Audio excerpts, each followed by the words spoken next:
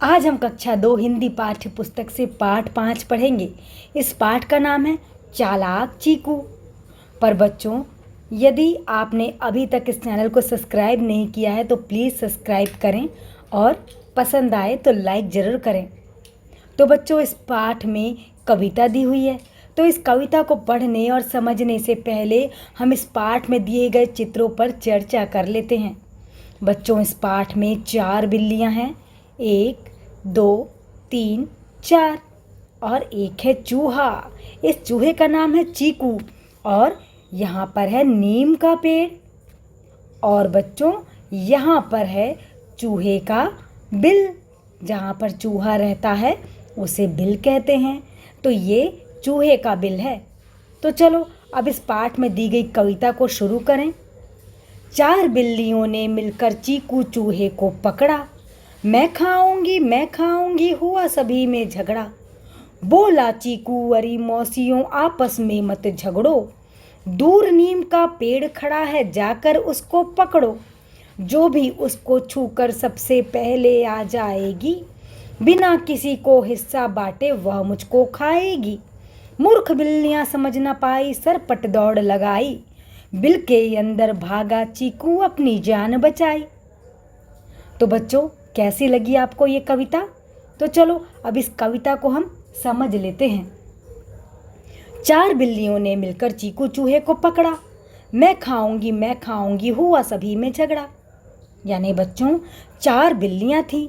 ये बिल्लियां इन्होंने मिलकर इस चीकू चूहे को पकड़ लिया और मैं खाऊंगी ये कह कर वो चारों आपस में झगड़ा करने लगी। बोला चीकू, अरे मौसियों आपस में मत झगड़ो। अब बेचारा चीकू चूहा परेशान, वो अपने दिमाग का प्रयोग करता है झट से। यानी अब तो वो मौत के मुंह में जाने वाला था ना, बिल्लियां उसे मारकर खाने वाली थी। तो उसने तुरंत अपने दिमाग को दौड़ाया और अपने दिमाग का उपयोग कर मौसियों से, मतलब बिल्लियों को वो मौसी बोलता था, तो उनको प्यार से बोलता है, अरे मौसियों आप लोग आपस में झगड़ा मत करो। दूर नीम का पेड़ खड़ा है, जाकर उसको पकड़ो। चीकू चूहा बोलता है, आप लोग आपस में मत झगड़ो। दूर नीम का पेड़ है, आप लोग जाओ और जाकर इसको पकड़ लो। जो भी उसको छूकर सबसे पहले आ जाएगी, बिना किसी को हिस्सा बांटे वह मुझको खाएगी। चीकू चूहा बोलता है कि जाओ, दूर नीम का पेड़ है, उसको जाकर पकड़ लो। और जो भी उस पेड़ को छूकर सबसे पहले आ जाएगी, वो बिना कोई लड़ाई झगड़ा किए, बिना कोई बंटवारा किए, बिना कोई हिस्सा किए मुझे खा लेना। झगड़े की कोई बात ही नहीं रहेगी। तो देखा चीकू चूहे ने कितना दिमाग दौड़ाया। मूर्ख बिल्लियां समझ ना पाई, सरपट दौड़ लगाई। बिल के अंदर भागा चीकू, अपनी जान बचाई। अब बिल्लियां जो थी मूर्ख थी, गधी थी, समझ नहीं पाई। चारों बिल्लियां भाग गई नीम के पेड़ को छूने के लिए और चीकू चूहा तुरंत दौड़कर अपने बिल के अंदर भाग गया और अपनी जान उसने बचा ली। कितना दिमाग लगाया ना उसने। तो बच्चों, इस कविता से हमको शिक्षा मिलती है कि जब भी हम कोई भी मुसीबत में पड़ जाएं तो हमें घबराना छोड़कर अपने दिमाग का प्रयोग करना चाहिए और मुसीबत का हल निकालना चाहिए, जैसा कि इस कविता में चीकू चूहे ने किया। तो चलो अब इस पाठ में दिए गए अभ्यास कार्य की ओर चलते हैं हम। बच्चों, यहाँ पर लिखा हुआ है, पहला प्रश्न, निम्नलिखित शब्दों के अर्थ अपनी भाषा में बताओ। बच्चों, ये जो शब्द दिए गए हैं इनके अर्थ आपको अपनी भाषा में बताने हैं कि आप इन्हें क्या कहते हैं। बिल्ली को आप क्या कहते हैं? बिलारी या बिलाई। मौसी को मौसी। हिस्सा को भाग या बाटा। अंदर को भीतर। चूहा को मुसवा। पेड़ को रुख या फिर आप कहते होंगे झाड़ या फिर कहते होंगे वृक्ष। अब प्रश्न क्रमांक 2 है बच्चों, पढ़ो और समझो। यहाँ पर हमको पढ़ना भी है और समझना भी है। तो चलो पढ़ें और समझें।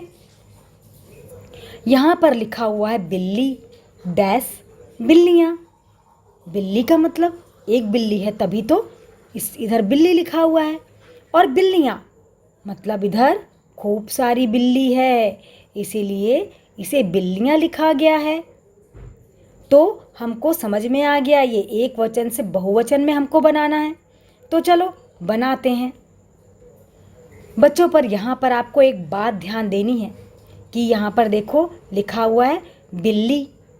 जो बिल्ली लिखा हुआ है तो बा में छोटी की मात्रा है, फिर आधा ला, फिर ला में बड़ी की मात्रा है, बिल्ली हुआ। अब यहाँ पर बा में छोटी की मात्रा है और ल में जो बड़ी की मात्रा यहाँ पर लगा हुआ था ये परिवर्तित हो गई, बदल गई है और यहाँ पे छोटी की मात्रा में बदल गई है। तो बिल्ली का बिल्लियाँ लिखने पर मात्राओं में परिवर्तन भी आया है, यानी बड़ी की मात्रा से ये छोटी की मात्रा में बदल गई है। अच्छा बच्चों, बड़ी की मात्रा और छोटी की मात्रा की पहचान क्या है आपको पता है? हमेशा छोटी की मात्राएं सामने से लगी होती है और बड़ी की मात्रा पीछे की तरफ लगी होती है। जैसे बा में छोटी की मात्रा बी और ये है बा में बड़ी की मात्रा बी। इसका उच्चारण हम कैसे करेंगे? ये बा में जो छोटी की मात्रा लगी हुई है बच्चों, ये इसका उच्चारण हम करने के लिए इसको कैसे बोलेंगे? बी। और बा में बड़ी की मात्रा जो बी लिखा हुआ है, इसका उच्चारण हम कैसे करेंगे? बा में बड़ी की मात्रा बी। ये इसका हम करेंगे उच्चारण, इसका उच्चारण हम करेंगे बी और इसका बी। ये मात्राओं का उच्चारण सही है। अब बा में छोटी की मात्रा बी जब भी आप पढ़ेंगे या जो भी आप शब्द का छोटी की मात्रा में आपको पढ़ना रहा तो उसको खींच के करेंगे, बी, ठी, री, इस तरह। और बड़ी की मात्राओं को इस तरह से करेंगे, बी। समझ गए आप? अब चलो अपन आगे बढ़ते हैं। तो इसी तरह हम इधर ताली लिखा है तो ताली का तालियाँ, आरी का आरियाँ। यहाँ पर देखो हमने ये जो बड़ी की मात्रा लगी थी उसी को हमने परिवर्तित कर छोटी की मात्रा कर दिया है। और यहाँ पे भी आरी में आरी लिखा हुआ है, बड़ी की मात्रा लगी है तो हमने इधर पर छोटी की मात्रा लगा दिया है। तो ये आरी से आरियाँ, यानी एक वचन से हमको बहुवचन में बदलना है। तो ताली का तालियाँ, आरी का आरियाँ, नारी का नारियाँ पहले से ही लिखा हुआ है बच्चों यहाँ पर। और हमको लाठी का लाठियाँ लिखना है, साड़ी का साड़ियाँ लिखना है। अब थर्ड है बच्चों, थर्ड नंबर का क्वेश्चन है, कविता के जिन शब्दों में ड़ वर्ण आया है उन शब्दों को छाट कर लिखो। तो बच्चों चलो पहले हम कविता में आए ड़ वर्ण वाले शब्दों को छाट लेते हैं। यहाँ पर लिखा हुआ है, पहले हम अंडरलाइन कर लेते हैं उन शब्दों के नीचे जहाँ पर ड़ वर्ण आया है। पकड़ा, झगड़ा, फिर लिखा है झगड़ो, फिर लिखा है बच्चों यहाँ पर नीचे में पेड़ खड़ा, पकड़ो, फिर लिखा है बच्चों यहाँ पर नीचे दौड़। तो इस तरह से हमने इनको अंडरलाइन कर लिया है। अब इन्हें हम यहाँ पर कंप्लीट कर देंगे, लिख देंगे। यहाँ पर हमने यहाँ पर पहले से लिख रखा है, आप चाहो तो इन्हें देखकर लिख सकते हो या चाहो तो आपने जो छाट कर रखा हुआ है उसे आप लिख सकते हैं। अब प्रश्न क्रमांक 4 है बच्चों, वाक्यों में आए परिवर्तन को रेखांकित करो। परिवर्तन यानी बदलाव, यानी जो वाक्यों में परिवर्तन यानी बदलाव आए हैं उन्हें हमको रेखांकित करना है। तो चलो, फर्स्ट है मैं कहाँ जा रहा हूँ। सेकंड लिखा है तुम कहाँ जा रहे हो। तो मैं के स्थान पर नीचे क्या लिखा है? तुम। तो हमने तुमको अंडरलाइन कर दिया। अब कहाँ जा सेम लिखा हुआ है। रहा हूँ की जगह रहे हो लिखा है तो हम इसे अंडरलाइन कर देते हैं, हमने पहले से ही करके रखा है, अंडरलाइन कर दिया। अब थर्ड में, थर्ड सेंटेंस में तुम की जगह पर वह लिखा है, हमने वह के नीचे अंडरलाइन कर दिया। कहाँ जा ऊपर भी लिखा है, कहाँ जा नीचे भी लिखा है। अब रहे हो, ये रहे हो के स्थान पर ये लिखा है रहा है तो हमने इसको अंडरलाइन कर दिया। अब इधर है सेंटेंस हम कहाँ जा रहे हैं। अब जो इसके नीचे सेंटेंस दिया हुआ है हम के स्थान पर लिखा हुआ है तुम लोग, तो हम तुम लोग के नीचे अंडरलाइन कर देंगे। कहाँ जा ये लिखा है, कहाँ जा ये भी लिखा है। और रहे हैं की जगह पर यहाँ पे लिखा है बच्चों रहे हों तो हम यहाँ पर अंडरलाइन कर देंगे। अब ठीक नीचे में जो ये दिया हुआ है तुम के स्थान पर वे लिखा, हमने वे के नीचे अंडरलाइन कर दिया। अब कहाँ जा सेम लिखा है, रहे हों की जगह पर रहे हैं लिखा है, तो हमने इसे अंडरलाइन कर दिया। ये भी हमारा कंप्लीट हो गया। अब क्वेश्चन नंबर 5 है, सोच कर बताओ। तो यहाँ पर दिया है बच्चों, फर्स्ट कविता को कहानी में सुनाओ। तो बच्चों आपको ये जो कविता आपने पढ़ी थी चालाक चीकू की, इस कविता को आपको कहानी में सुनाना है। तो आप कैसे सुनाएंगे? आप सुनाएंगे, 4 बिल्लियाँ थी और एक चूहा था, चूहे का नाम चीकू था।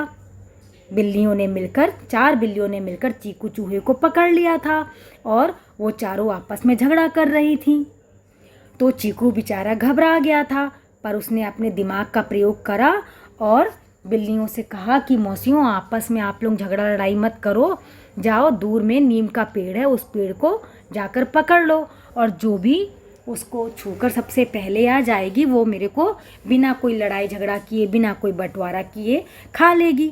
बिल्लियाँ गधी थी, वो समझ नहीं पाई और वो दौड़ गई नीम के पेड़ को छूने के लिए, और चूहे ने अपना दिमाग का प्रयोग कर रखा था तो वो अपनी जान बचाकर अपने बिल में भाग गया। तो बच्चों इस तरह से आप कहानी बोल सकते हैं। आप इस कहानी को रिकॉर्ड कीजिएगा, वॉइस रिकॉर्डिंग में हमको भेजिएगा बच्चों आप। अब नेक्स्ट क्वेश्चन है, चूहा और बिल्ली में कौन अधिक चालाक था? चूहा और बिल्ली में बताइए। चूहा अधिक चालाक था क्योंकि उसने अपनी जान बचा ली अपने दिमाग का प्रयोग कर।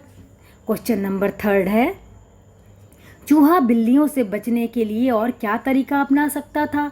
बच्चों ये आप बताएंगे कि चूहा बिल्लियों से बचने के लिए और कौन सा तरीका अपना सकता था।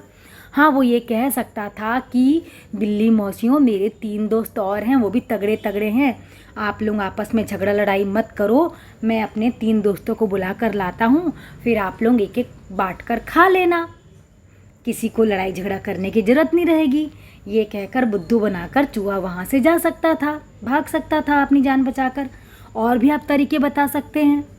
अब क्वेश्चन नंबर 6 है, पढ़ो और समझो। बच्चों यहाँ पर हमको पढ़ना भी है और समझना भी है।